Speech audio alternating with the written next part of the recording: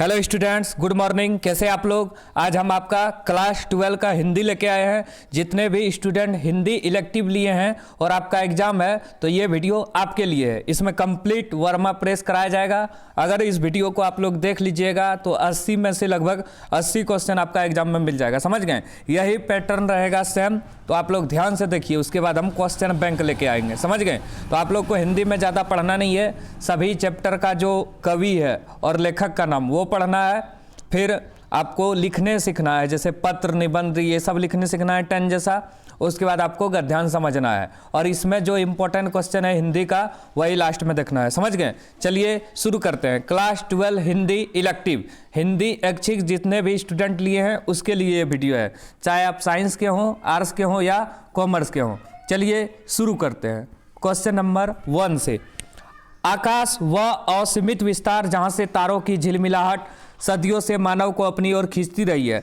कभी यह आकाश केवल स्वप्न था, किंतु यह स्वप्न भारतीय विज्ञान की दृढ़ इच्छा शक्ति से साकार हो रहा है। अंतरिक्ष में भारत के कदमों मानो उस समय की गूंज है जो कभी साधारण झोपड़ी में बैठे वैज्ञानिकों ने संयोजा था।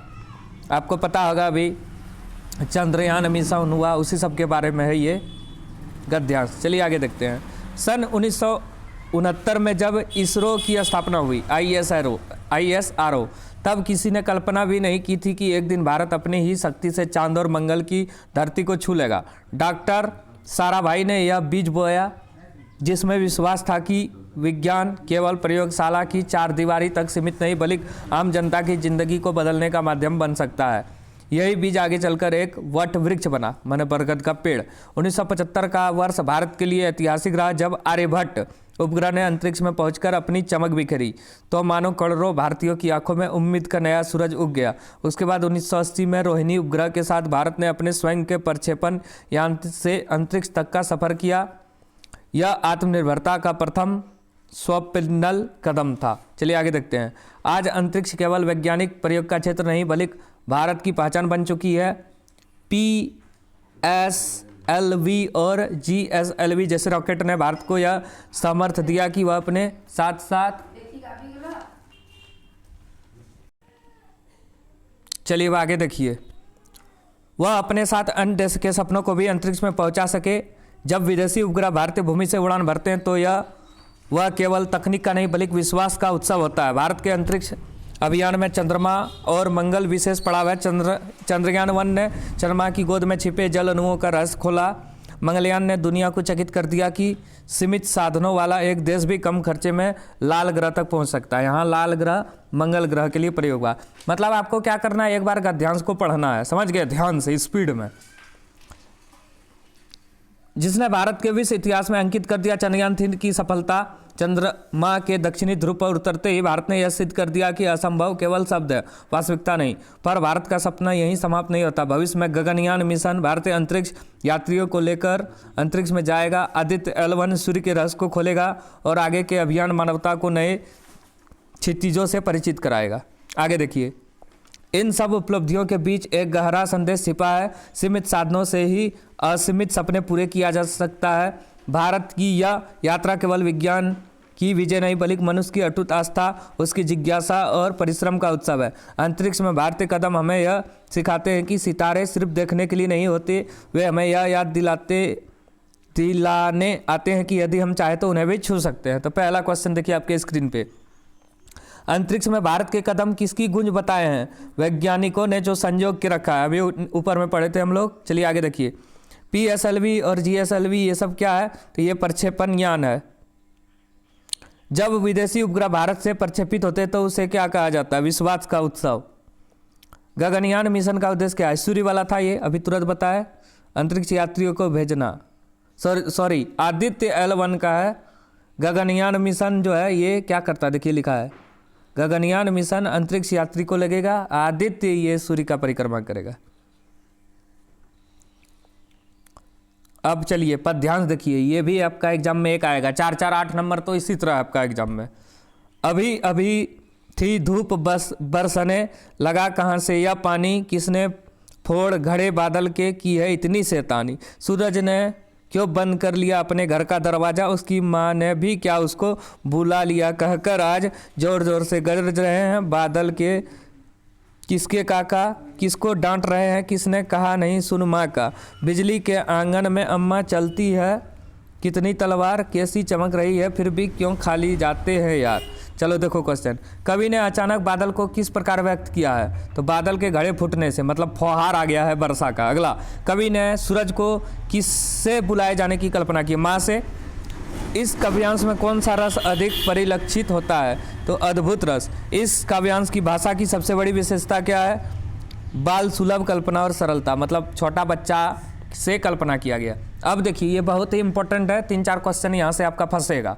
पहला क्वेश्चन, परिपत्र किस श्रेणी का पत्र है, ये है कार्यालयी पत्र। कार्यालय में जो ऑफिस में लिखते हैं। अधिसूचना का प्रकाशन होता है, ये होता है गजट में।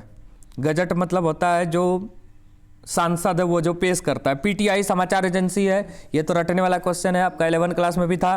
भारत में बनी पहली फिल्म था राजा हरिश्चंद्र, समझ गए, लेकिन ये गूंगा फिल्म था। पहली बोलती फिल्म अगर आए तो आलम आरा होगा, समझ गए आप लोग, याद रखिएगा इसको।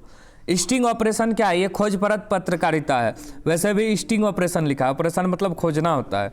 उल्टा पिरामिड, ये समाचार लेखन में काम आता है, बहुत इंपॉर्टेंट। अखबार की आवाज़ किसे माना जाता है, ये संपादकीय को माना जाता है। संपादक जो न्यूज़पेपर का खबरों को खोजता है उसे जारी करता है। अगला, इसमें से कौन अलग है, Dainik Jagran, Hindustan, India today, Prabhat Khabar. India today क्योंकि ये सब हिंदी का दैनिक समाचार पत्र है, जबकि इंडिया टुडे ये इंग्लिश का पत्र है। चलिए अब आगे देखते हैं। सारी रात संभव की आंखों में शाम मंडराती रही, उसकी ज़्यादा उम्र नहीं थी, इसी साल एमए पूरा किया था। अब वह सिविल सर्विसेज माने आईएएस प्रतियोगिता में बैठने वाला था। माता पिता का ख्याल था वह हरिद्वार जाकर गंगा जी के दर्शन कर ले तो बेख टके सिविल सेवा में चुन लिया जाएगा। लड़का इन टोटकों को नहीं मानता था, पर घूमना और नानी को मिलना उसे पसंद था। अभी वह अपने जीवन में कोई लड़की किसी अहम भूमिका में नहीं आई थी। लड़कियों या तो क्लास में बाईं तरफ की बेंचों पर बैठने वाली एक कतार थी, या फिर ताई चाची की लड़कियां जिनके साथ खेलने खाते हुए बड़ा हुआ। इस प्रकार बिल्कुल अकेली अनजान जगह पर एक अनाम लड़की का सद स्नात दशा में सामने आना, पुजारी का गलत समझना, आशीर्वाद देना, लड़की का घबराना और चल देना, सब मिलकर एक नई निराली अनुभूति थी, जिसमें से कुछ और ज़्यादा बेचैनी लग रही थी उसके मन में। उसने मन ही मन तय किया कि कल शाम 5 बजे क्या होगा, घाट पर जाकर बैठ जाएगी, पौड़ी पर इस तरह बैठेगा कि कल वाले पुजारी के देवाले पर सीधे आंख पड़े। उसने तो लड़की का नाम भी नहीं पूछा, वैसे वह हरिद्वार की नहीं लगती थी, कैसी लगती थी संभव ने याद करने की कोशिश की। उसे सिर्फ उसकी दुबली पतली काया, गुलाबी साड़ी और भीगी श्याम सलोनी आंखें दिखी। उसे अफसोस था कि वह उसे ठीक से देख भी नहीं पाया, पर यह तय था कि वह उसे हजारों की भीड़ में भी पहचान लेगा। चलो क्वेश्चन, माता पिता का विश्वास था कि हरिद्वार जाकर गंगा जी के दर्शन करने से क्या होगा, प्रतियोगिता में सफलता मिलेगी, मैंने नौकरी मिल जाएगा। अगला, पुजारी ने क्या गलत फहमी की, दंपति समझकर आशीर्वाद दिया। दंपति माने जोड़ा जो होता है। संभव को हरिद्वार जाने की प्रेरणा किस कारण से अधिक थी, तो वो नानी से मिलेगा और घूम भी लेगा। प्रस्तुत गद्यांश किस पाठ से लिया गया है, ये लिया गया है दूसरा देवदास से। चलिए आगे देखिए, ये है आपका पद्यांश किताब का, समझ गए आप लोग। चलिए देखिए,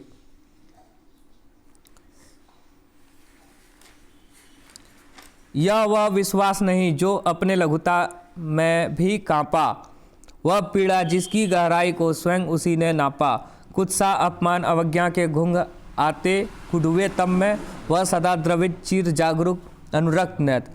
अलम्ब बाहु यह चिर अखंड अपनापा, जिज्ञासु प्रबुद्धा सदा श्रद्धामय। इसको भक्ति दे दो, यह दीप अकेला स्नेह भरा है, गर्व भरा मदमाता, पर इसको भी पंक्ति दे दो।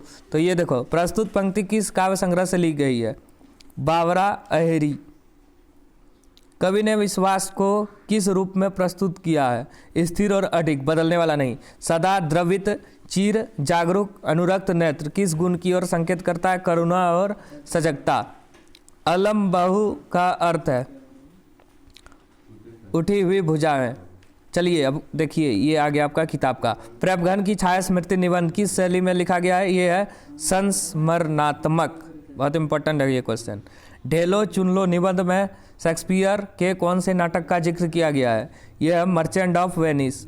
देवसेना का गीत किस नाटक से लिया गया है? यह लिया गया है आपका देवसेना का गीत।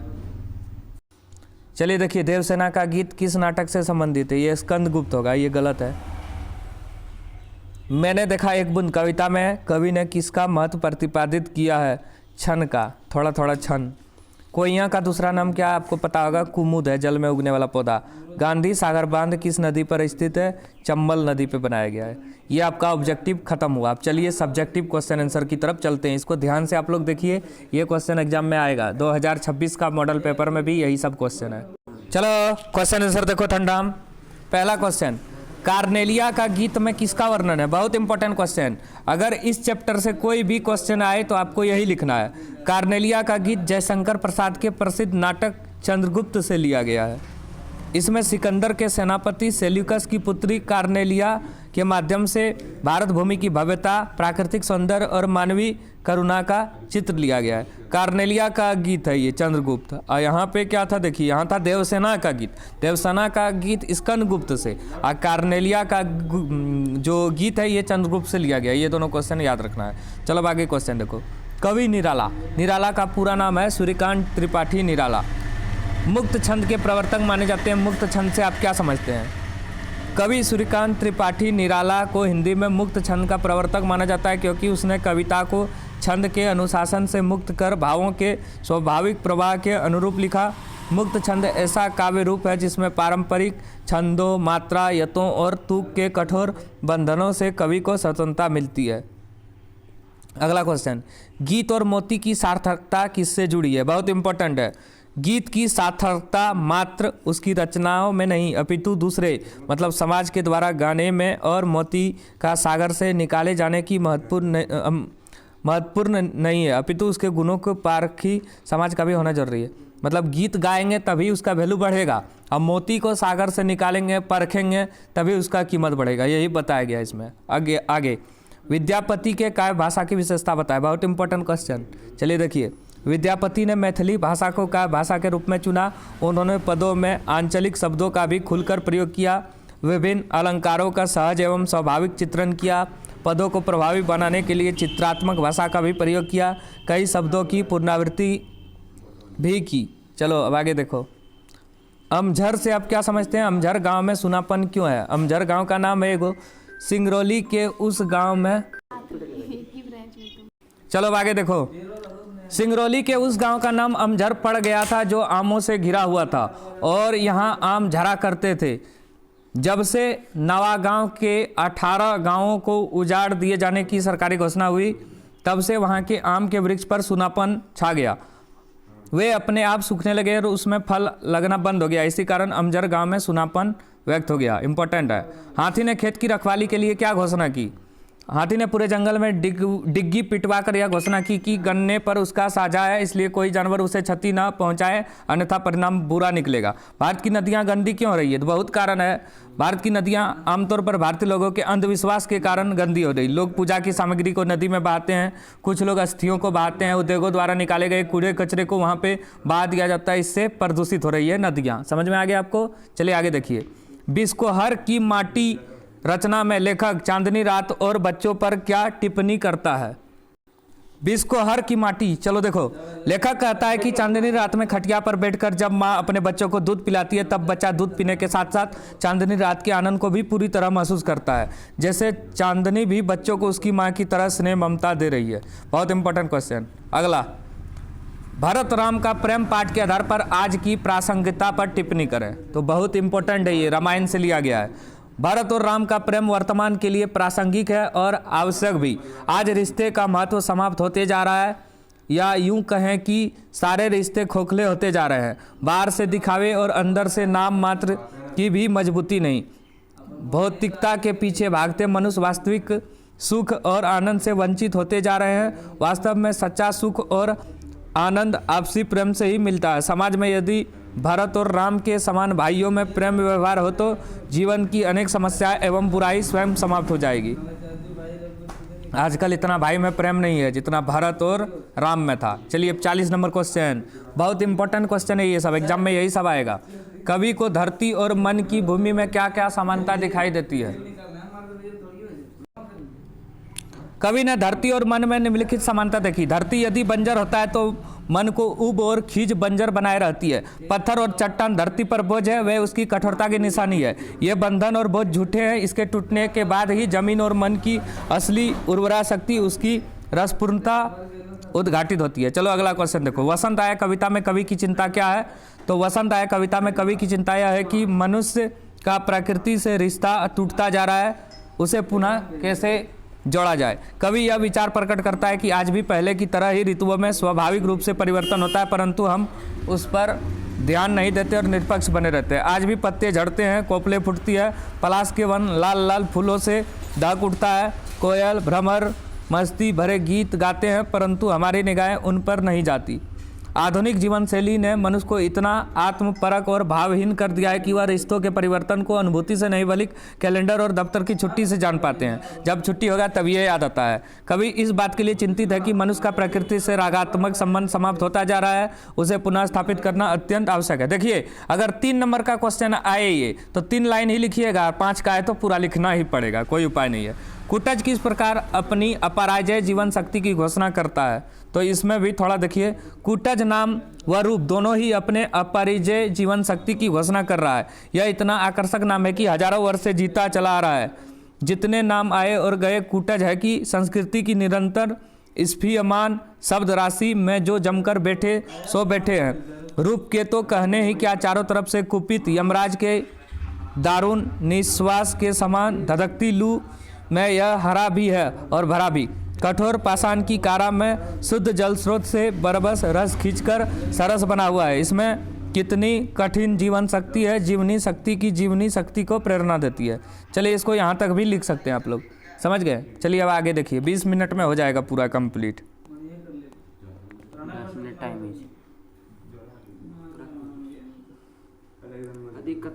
बड़ी बहुरिया का संवाद हरगोविंद क्यों नहीं सुन सका? चलो देखो अब आगे। बड़ी बहुरिया ने जो कुछ संवाद किया उसे हरगोविंद उसके मायके में नहीं सुन पाया। वह बड़ी बहुरिया के संवाद को सुनने की हिम्मत जुटा ही नहीं पाया। उसे लगा कि यह तो उसके गांव का अपमान है कि वह अपने लक्ष्य को संभाल कर नहीं रख पाया। उसके जाने के बाद गांव में क्या रह जाएगा? गांव की लक्ष्मी भी गांव छोड़कर चली जाएगी। वह बूढ़ी माता को बड़ी बहुरिया की वास्तविक दशा बताकर और व्यथित नहीं करना चाहता था। वह मायके में बड़ी बहुरिया के भावी दशा की आशंका को भी भांप गया था कि यहाँ वह भाई भाभीियों की नौकरी कैसे कर पाएगा। यही सब सोचकर वह बड़ी बहुरिया का संवाद करके मायके में नहीं सुन सका। इतने आपको पढ़ना है। चलिए अब आगे देखते हैं। जीवन साथी का चुनाव मिट्टी के ढेलों पर छोड़ने के कौन कौन से फल प्राप्त होते हैं? जीवन साथी का चुनाव मिट्टी के ढेलों पर छोड़ने के निम्नलिखित फल प्राप्त होते हैं। पहला, यदि वेदी का ढेला होता तो संतान वैदिक पंडित होता। गोबर वाला ढेला चुना तो संतान पशुओं का धनी होता। खेत की मिट्टी छू लेता तो जमींदार पुत्र होता। मसान की मिट्टी छू लेता तो अशुभ हो जाता। यदि वह नारी ब्याही जाए तो घर मसान हो जाता, जन्म भर जलती रहेगी। यहीं तक आपको लिखना है।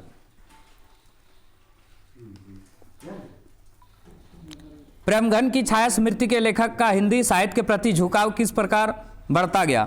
लेखक ज्यों-ज्यों बड़ा होता गया उसके आसपास के साहित्य वातावरण में हिंदी प्रेमियों की एक मंडली बन गई। वह प्रेमघन के घर भी आने जाने लगा। इस प्रकार लेखक का हिंदी साहित्य के प्रति झुकाव बढ़ गया। सूरदास जगधर से अपनी आर्थिक हानि को गुप्त क्यों रखना चाहता था? बहुत इंपॉर्टेंट। सूरदास जगधर को अपनी जमा पूंजी के बारे में नहीं बताना चाहता था। वह जानबूझकर रुपए की पोटली की बात को छिपा गया। जबकि जगधर को भैरों से पता चला कि उसने सूरदास की झोपड़ी से जो थैली पोटली उड़ाई है उसमें 500 से अधिक रुपए है। जगधर ने सूरदास से कुरेद कर थैली के बारे में पूछा भी, पर सूरदास इससे साफ इनकार कर दिया। वह भैरों तुमसे हंसी करता होगा, 550 रुपये कभी जुड़े नहीं। 550 रुपये मैंने 5.5 रुपये कभी नहीं जुड़े तो 550 कहाँ से आएगा भिखारी के पास? इसका कारण था कि सूरदास जगधर से अपनी आर्थिक हानि की बात को गुप्त रखना चाहता था। वह जानता था कि एक अंधे भिखारी के लिए दरिद्रता कितनी लज्जा की बात है। मतलब दरिद्रता लज्जा की बात नहीं है जितना धन होना लज्जा की बात है। भिखारियों के लिए धन संचय पाप संचय से कम अपमान की बात नहीं है। अतः वह कहता है मेरे पास थैली वेली कहाँ होगी, किसी की थैली होगी तो भीख मांगता। चलो आगे देखो, प्रदूषित होती नदियाँ अथवा हमारी सांस्कृतिक विरासत विषय पर एक निबंध लिखा है। तो इसको आप लोग अपने से भी लिख सकते हैं, भारत की नदियाँ प्रदूषित क्यों हैं। तो धर्म के कारण, कुछ धार्मिक आस्थाओं के कारण, समझ गए, बहुत सारा बीमारी हो रहा है, अब बहुत सारा कारण भी है प्रदूषण का, समझ गए। तो इसको आप लोग अपना भाषा में लिख लीजिएगा, यही है, सेम 2 बार पढ़िएगा तो हो जाएगा। हमारी सांस्कृतिक विरासत मतलब भारत में क्या क्या है, पेड़ पौधे जीव जंतु, उसी के बारे में ये है, समझ गए आप लोग।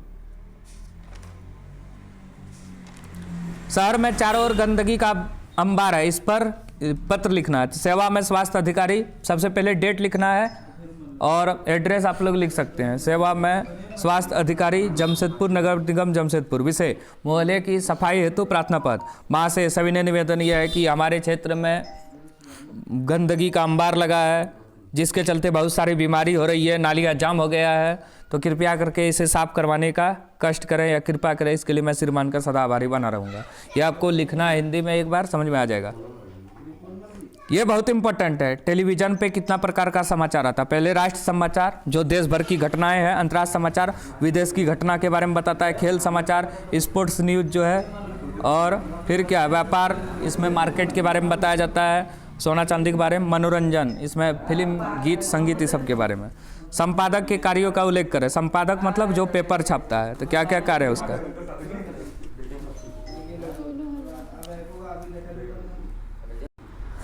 प्रिंट मीडिया क्या होता है। प्रिंट मीडिया माने जो प्रिंटिंग रूप में हम लोग पढ़ते हैं, जैसे न्यूज़पेपर है, पैम्पलेट्स है, पेपर है। इलेक्ट्रॉनिक मीडिया इसमें टेलीविज़न, रेडियो, ये सब आएगा, समझ गए। अब क्या है, ये तो हो गया, इसका काव्य भाषा लिखना है आपको, समझ गए। अगहन देवस घटा निसी बाड़ी, दुभर दुख सो जाई किमी काड़ी। अब धनी देवस बिरह भाराती, जरे बिरह जो दीपक बाती। इसको काव्य भाषा है, इसको लिखना है। देखिए यहाँ पे इसका अर्थ दिया है, फिर यहाँ है एक, इसका अर्थ यहाँ पे दिया गया है, समझ गए। तो ये हो गया आपका सेट 1 सब्जेक्ट।